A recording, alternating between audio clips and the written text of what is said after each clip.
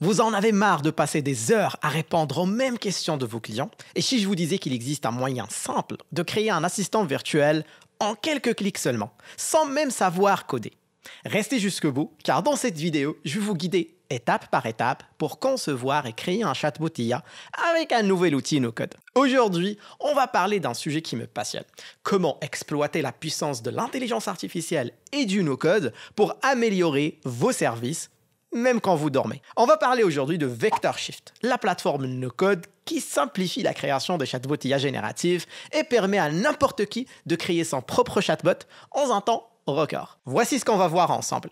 C'est quoi VectorShift? Comment créer votre propre assistant IA de A à Z, même si vous n'y connaissez rien en code. Et avec une petite démo à la fin pour vous montrer que ça marche vraiment, et pas qu'un peu. C'est parti! Avant de plonger dans la création du chatbot et de voir la conception, etc., comme on a l'habitude de faire, je vais essayer juste de présenter l'interface de VectorShift pour qu'on puisse comprendre un peu de quoi on va parler dans le futur. Donc, lorsque vous allez sur le site vectorshift.ai, vous allez faire votre inscription, etc. Ça, je ne vais pas le montrer. Vous êtes assez grand pour le faire par vous-même. Donc, lorsqu'on est inscrit, on va atterrir sur interface avec des menus. Là, on va avoir les pipelines, marketplace, storage, automation, chatbot, etc., etc. Dans cette vidéo, moi, je vais me concentrer un peu sur les pipelines, le marketplace, les storage, l'automation et les chatbots. Les autres, je vous laisse découvrir, ou sinon on pourrait faire une vidéo dans le futur sur ça. Donc, commençons par le marketplace. Au niveau du marketplace, c'est là où on va trouver différents chatbots qui ont été créés et on peut s'en inspirer ou juste voir et comprendre comment ça a été fait. Donc, par exemple, on peut prendre chatbot en VectorShift exemple, on peut faire un view, on peut regarder comment il a été fait, on peut comprendre les principes parce qu'il y a assez de commentaires qui expliquent un peu ce qui est dedans. Désolé, c'est en anglais. Mais faut s'y habituer. Par la suite, on peut passer à ce qu'on appelle les storage. Au niveau des storage, c'est là où on va uploader nos knowledge base, que ce soit des documents, des sites web, etc. Donc là, ça se passe par New Create Knowledge Base, on lui donne un nom, une description, et on a par la suite des Advanced Settings, etc. On va y revenir dans le futur, comme vous avez pu le voir. Je ne brûle pas les étapes, mais on va l'utiliser. Là, on va passer aux automations. Au niveau des automations, vous allez voir qu'il y a plusieurs applications qui existent déjà qu'on peut intégrer et qu'on peut utiliser. Je vais juste passer la liste, vous allez le voir. Vous pouvez créer des automatisations. Par exemple, on peut aller sur Airtable, connecter Airtable et l'utiliser par la suite. Au niveau des chatbots, c'est là que ça se passe. Là, vous allez voir un peu qu'il y a un chatbot que j'ai déjà déployé. Pourquoi je dis déployer? Parce qu'on ne crée pas un chatbot. Ce qu'on crée, c'est un pipeline. On crée un pipeline et on le déploie en tant que chatbot. Et là, je vais m'arrêter un peu pour expliquer ce principe. Un pipeline, c'est un flux qui va prendre une information en input et qui va sortir une autre information en output. Et à l'intérieur, il va y avoir un ensemble de traitements qu'on va effectuer pour traiter ce input et le rendre dans un format ou une réponse ou quelque chose qui va nous convenir et l'envoyer en output. Ce flux-là ou ce pipeline-là, on peut le déployer en tant que chatbot, comme on peut l'utiliser dans un autre pipeline. Donc, j'ai un pipeline qui va faire un premier traitement, un deuxième pipeline qui va faire un deuxième traitement. Je vais avoir un pipeline maître qui va utiliser et appeler ces deux autres pipelines et qui va me sortir un output en utilisant les outputs des deux autres. Et le pipeline de la fin, je peux décider de le déployer en tant que chatbot. Tout ça, on va le voir au niveau de notre exemple. Et comme d'habitude, je ne vais pas venir directement expliquer le chatbot. On va essayer d'imaginer un petit scénario. Je vais vous l'expliquer. On va voir ça ensemble. On passe au niveau des Miro parce que je pense que vous en avez marre de mes dessins. Alors, on passe sur ça. Donc, pour notre scénario, on va imaginer une compagnie qui s'appelle Airbnb. C'est une agence qui loue des appartements à Marrakech, au Maroc. Ils ont un parc de, on va dire, 50 à 100 appartements qu'ils louent. Et ils gèrent cette location avec des personnes.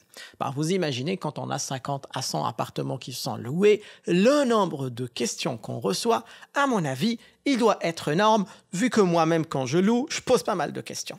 Donc, cette personne qui a quelqu'un qui répond à ces questions, il peut mettre en place un chatbot qui va répondre à minima à 70-80% des questions et qui est là tout le temps et qui répond 24/7. D'accord? Donc, on va imaginer un peu notre scénario. Pour les gens qui n'ont pas l'habitude, j'ai déjà fait une vidéo qui détaille un peu ce flux de conception et de visualisation d'un persona qui a un certain problème et que par la suite, on le transforme en un client avec des besoins, des objectifs, etc.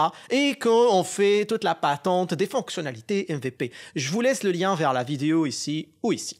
Donc là, on va se concentrer brièvement sur notre client Airbnb. Airbnb, comme j'ai dit, c'est une agence spécialisée dans la gestion locative courte durée. Ils vont proposer des services clés en main aux propriétaires souhaitant louer leurs biens sur Airbnb. Enfin, ils vont mettre en place les annonces, ils vont gérer la communication avec les voyageurs. Donc, vous imaginez que, comme j'ai dit, ils reçoivent beaucoup de questions. Actuellement, les objectifs de Airbnb, c'est d'offrir un service client irréprochable.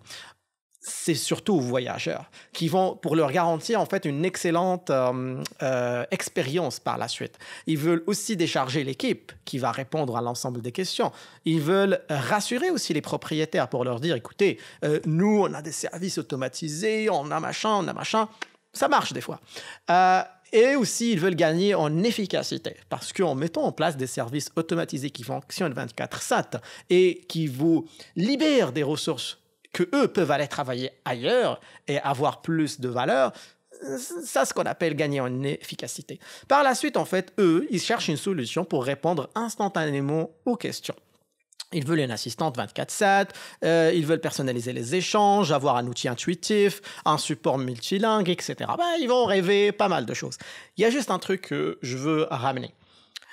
Des fois, avec ma petite expérience, des fois l'utilisateur, il pense savoir ce qu'il veut, mais derrière, il ne sait pas ce qu'il veut. Donc, c'est à nous, en tant que consultants, c'est d'essayer de le guider pour qu'on puisse lui offrir la solution qui va lui convenir.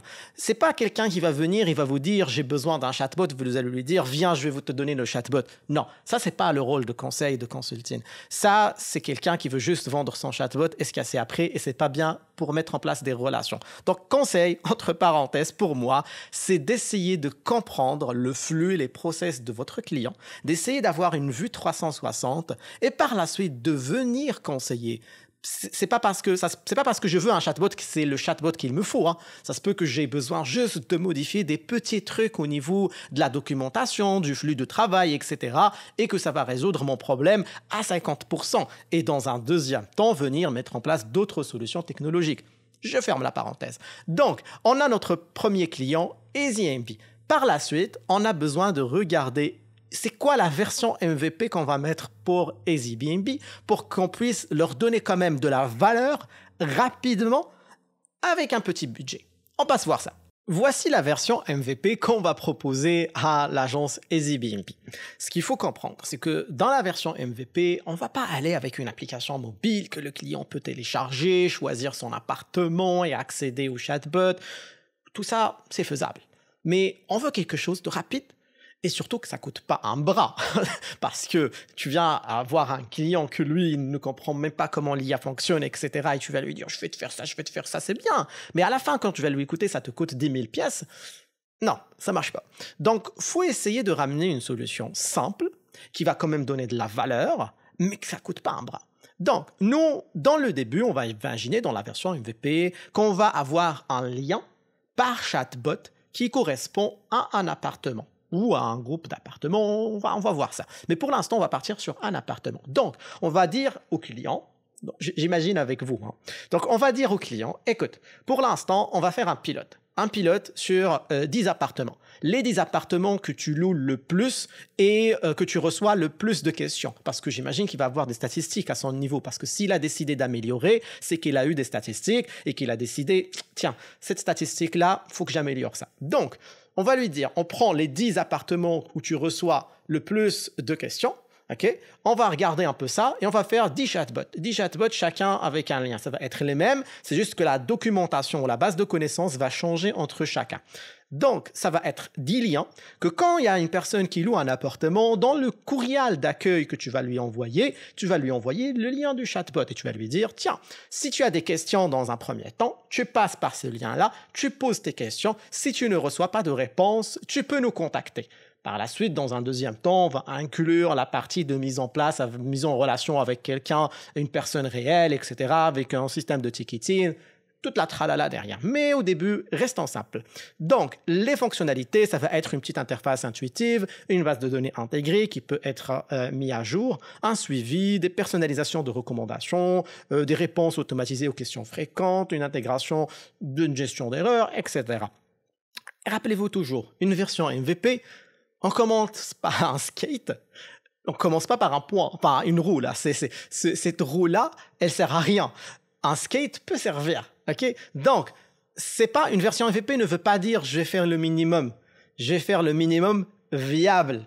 Ça veut dire que c'est un minimum qui fonctionne.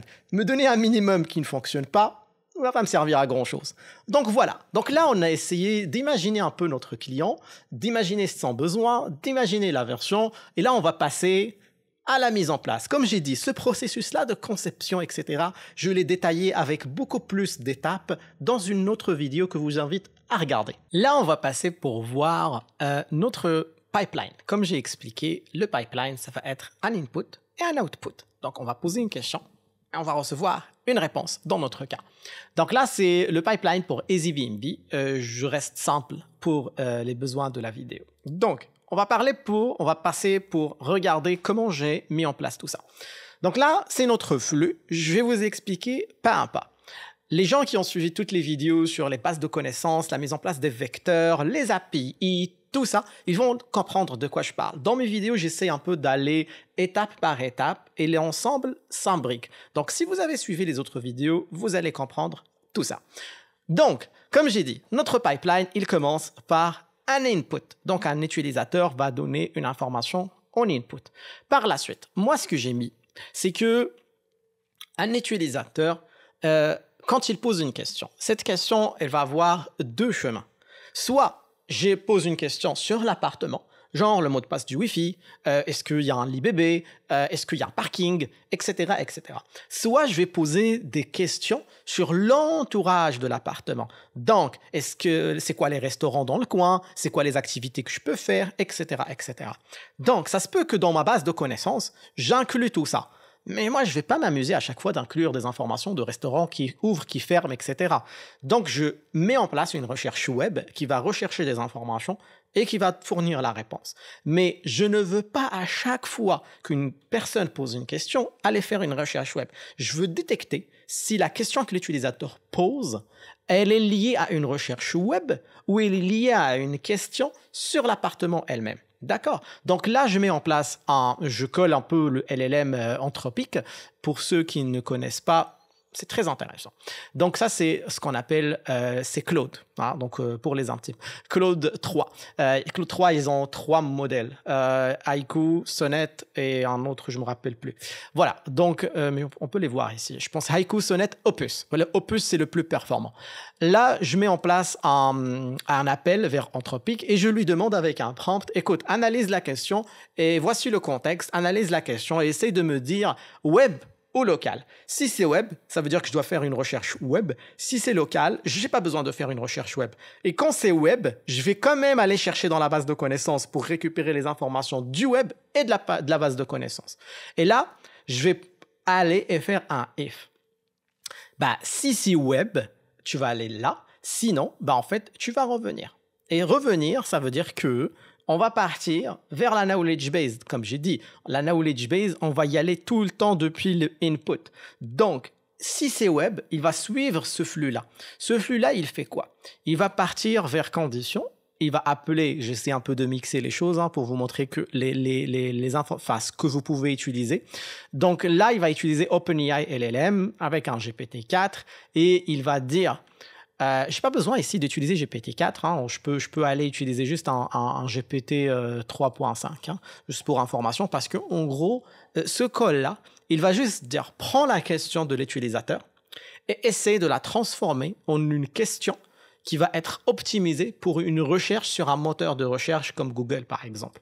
Et donc là, je prends la question de l'utilisateur et je vais concevoir une requête pour un moteur de recherche. Et là, je vais appeler SERP API. SERP API, c'est l'API pour qu'on puisse aller faire des recherches sur Google. Donc là, je mets mon API, ma clé d'API et je donne un query et je récupère un output. Je vais faire une pause ici et je vais revenir un peu sur Anthropic, sur Vector Shift, pardon, sur Vector Shift. Au niveau de Vector Shift, vous avez remarqué, on fonctionne toujours par input, output. Je donne un input et je sors avec un output. Pour l'instant, on n'a vu que des cartes qui ont des inputs et des outputs prédéfinis. Mais là, on va aussi pouvoir mettre des variables qui peuvent devenir des inputs. Là, c'est ce qu'on va voir ici. Donc, je vais continuer. Là, l'output de ça, de SERP API, il va venir avec la knowledge base que je vais détailler bientôt parce que je veux lui laisser une partie seule. La knowledge base, il va sortir la réponse et on va merger les deux réponses ici et les donner à notre Anthropic LLM. Et là, que je vais utiliser Sonnet. OK? Là, vous allez remarquer ce que je viens de dire, c'est que je peux créer des variables. Donc là, je donne à Anthropic un système, vous êtes Mehdi, l'assistant virtuel personnel des Airbnb, spécialement conçu, machin, je vous épargne les détails, c'est tout un long prompt que j'ai mis en place avec Claude Opus. Là, je lui dis, voici la question de l'utilisateur et je crée une variable, ok? Je crée une variable. Et pour créer une variable, en fait, on peut juste venir cliquer Insert Variable. Et là, ça insère une variable qui s'insère ici et qu'on peut la lier à ce niveau-là. Pour l'instant, je l'efface. Donc, et là, c'est la question de l'utilisateur. Voici le contexte obtenu via une recherche sur Internet et via la base de connaissances. D'accord? Ça, c'est l'AKB. Donc ça, je lui passe les informations qui ont été mergées entre la recherche web et la base de connaissances. Si recherche web, il y a. Parce que s'il n'y a pas de recherche web, l'output ici, il sera vide parce qu'on ne va pas passer par ce nœud-là pour aller faire une recherche web. Et ici, la partie aussi qui est très importante, c'est l'historique de la conversation. Et je lui dis ici un chat memory, j'entre pas dans les détails le but de la vidéo, c'est pas de faire une formation sur Vector Shift, c'est juste de vous montrer que ça existe et voici ce qu'il peut faire. Donc là, c'est un token buffer qui a une limite qui est définie à 2048 que je peux augmenter, mais exprès, je veux pas l'augmenter pour ce chatbot-là. Voilà. Donc là, on va combiner l'ensemble de ces informations. On va les donner à Anthropic LLM Sonnet avec un système prompt et qui va donner notre output. Si on fait un dézoom, grosso modo, on donne un input, on sort avec un output. Avant d'aller vers la knowledge base, je vous ai pas oublié, on va juste regarder un peu comment les chatbots sont structurés au niveau de Vector Shift. Enfin, comment les pipelines et les éléments qu'on peut utiliser dans un pipeline sont structurés. On a ce qu'on appelle le général. Le général, on a le input node, le output. Donc, comme on a vu, là, c'est le input, ça, c'est output. Ici, c'est un petit texte qu'on peut utiliser pour insérer du texte. Ici, on peut appeler un pipeline. Ici, on peut transformer un node avec du code Python parce que, oui, Vector Shift il a un SDK en Python qu'on peut utiliser via du code et on peut faire des transformations, pas mal de customisations qui sont possibles si on sait coder avec Python. Rapidement, on a les LLM, l'ensemble des LLM qu'on peut appeler. Ce qui est pas mal, c'est qu'il y a aussi AWS et Azure. Donc, quand on utilise AWS ou Azure ou Google, là, avec son système aussi, on peut utiliser ça. Au niveau des knowledge base, on a ce qu'on appelle le semantic search et la knowledge base. Ceux qui ont suivi la vidéo que j'ai expliqué, les knowledge base, comment ça marche, les semantic search, etc., les vecteurs, les bases de données vecteurs, la symétrie, ils vont comprendre tout ça. Donc, je vous invite à aller la voir. C'est très intéressant. À part la suite, on a les intégrations. Et il y en a pas mal. Il y en a pas mal d'intégrations qu'on peut utiliser à ce niveau-là. Je les laisse découvrir. Mais moi, ce que j'ai apprécié, c'est l'intégration avec Make. Donc, je peux juste venir ici et faire l'appel vers le webhook de Make à ce niveau-là. Donc, par la suite, on a ce qu'on appelle les data loaders. Et les data loaders, ils sont à ce niveau-là. On peut les utiliser. On a YouTube Node. On peut loader de la data à partir de YouTube. Le multimodèle, on a des images, de la génération d'images, le speech to text, GPT-4 Vision. Franchement, c'est très intéressant. Et on a tout ce qui est logique. La logique, c'est ce que j'ai utilisé par exemple ici pour faire un if. Et là, on a les chats.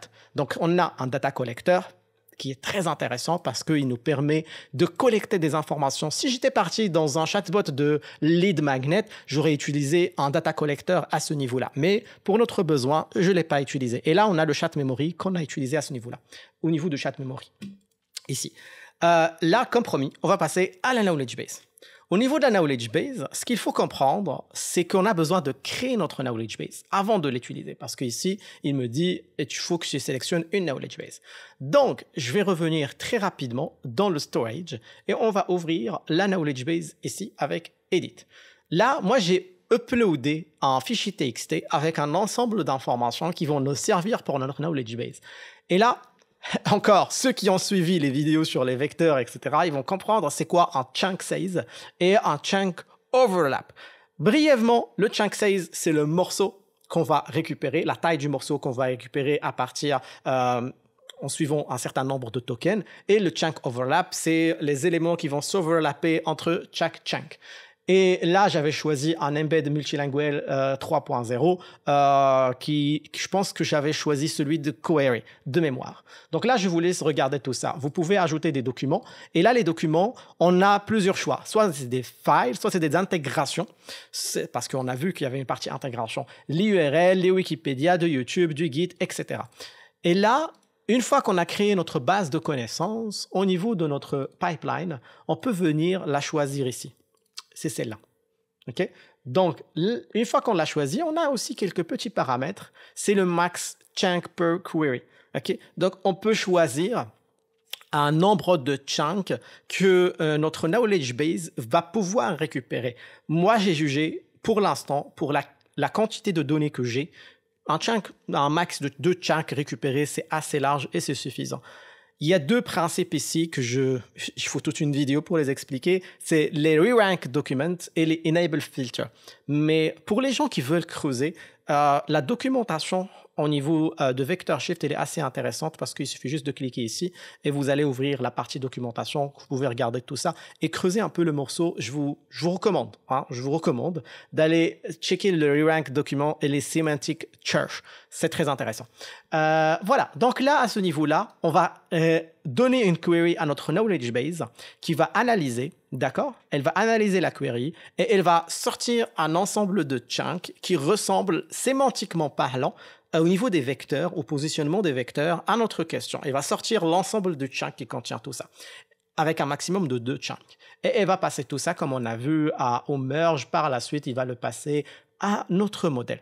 Donc, avec ça, on va avoir notre pipeline qui va prendre un input, comme j'ai expliqué au début. On va prendre un input, on va faire plein de changements au milieu et il va sortir avec un output.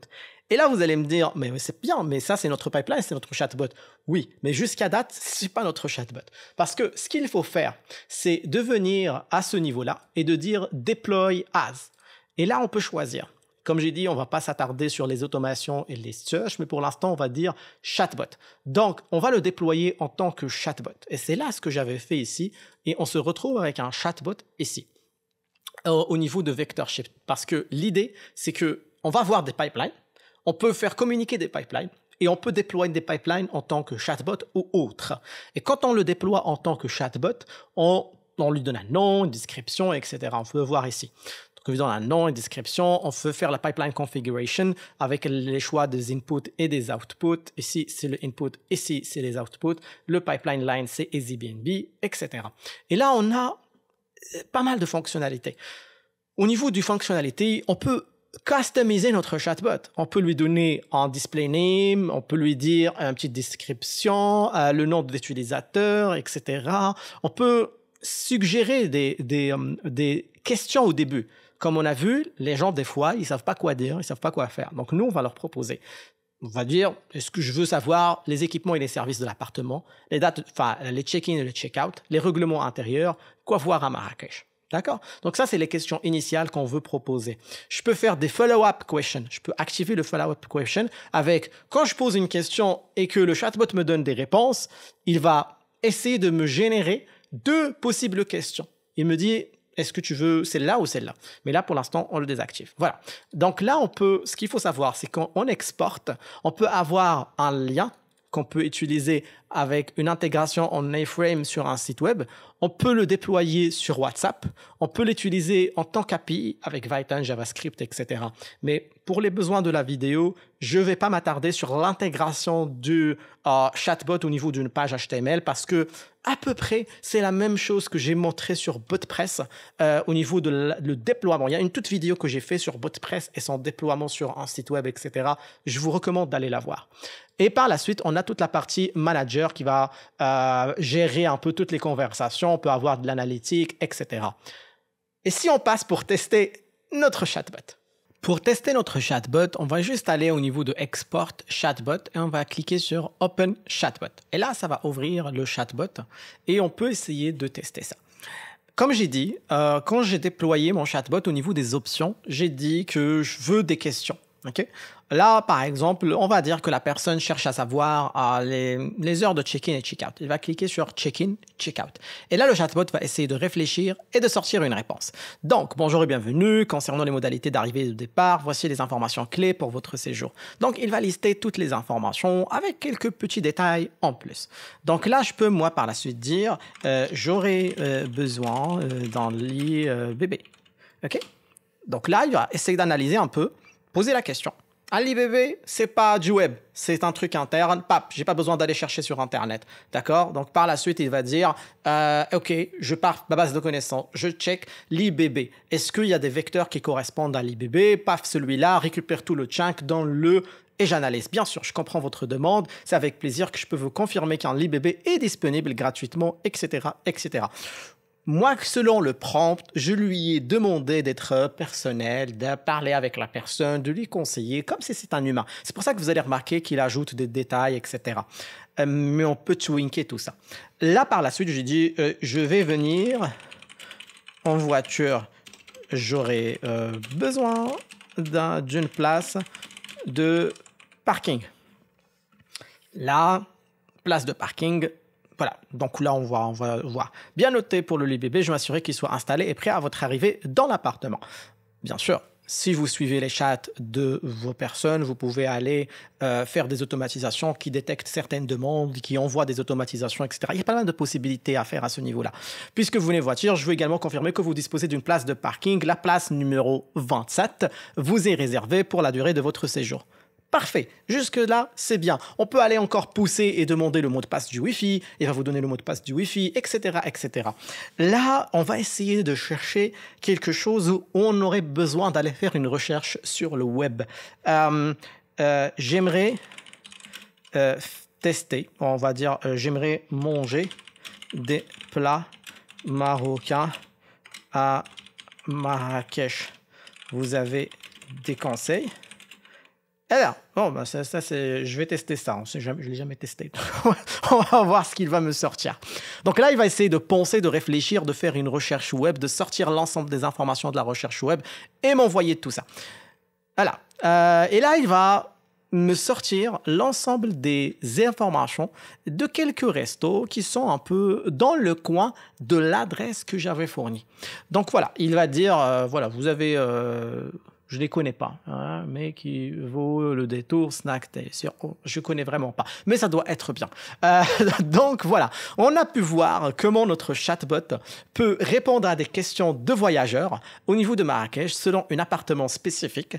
Et franchement, si on pousse la réflexion plus loin et qu'on analyse vraiment les besoins des petites et moyennes entreprises qui font ce genre de travail, il y a vraiment moyen, pour pas beaucoup, de mettre en place des automatisations et des choses qui vont vraiment leur faciliter la vie. Il faut juste faire attention à certains éléments. C'est le coût et la précision au niveau des réponses.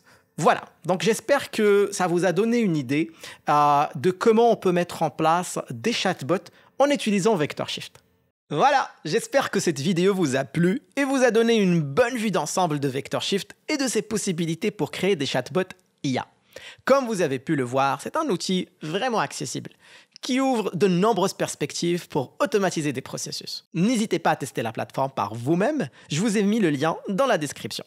Je n'ai pas pu couvrir l'ensemble des possibilités qu'offre VectorShift, mais si vous voulez qu'on couvre d'autres aspects, n'hésitez pas à le faire savoir au niveau des commentaires. Et si cette vidéo vous a été utile, un petit like et et un petit abonnement à la chaîne m'aideront beaucoup à continuer de produire du contenu de qualité sur ces sujets. Je vous dis à très vite pour une nouvelle vidéo.